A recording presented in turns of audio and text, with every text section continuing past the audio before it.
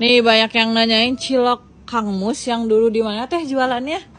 Dulu di Ciawi 8 tahun. Se-SMA. Sebelah timur SMA Satu. Ciawi, ya. Banyak yang nanyain tahu nih. Coba lihat cilok goangnya teh kemana sekarang? Tuh ada sekarang mah di rumah ya? Di rumah sekarang. Tuh di rumah. Sekarang mah di rumah. Berarti desa apa ini? Pamijahan. Pamijahan. Ya. Oke, ini lihat menunya teh. Boleh. Tidak berubah kan soal rasa dan lain-lain? Mana nambah menu kalau Oh, di sini. nama menu tuh ada mie spicy dan pangsit gua dan lain-lain. Ya, aku aja mau bungkus selalu ya. Karena ini enak banget. Sakatu teh dipisah aja ya kuahnya. Aja kuahnya sih. Berapa yang biasa yang cilok kuahnya mulai harga berapa? Seporsi 10.000. 10. Ya. Tapi suka ada yang minta jumbo. Yang 15.000. Yang komplit.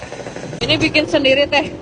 Bikin sendiri, produksi sendiri. Ini toppingnya apa aja? Ada pakai ceker, pakai tulang, ciloknya Tuh. juga ada ayam suwir, ada telur puyuh. Hey guys, larisin be, mulai 10.000 saja.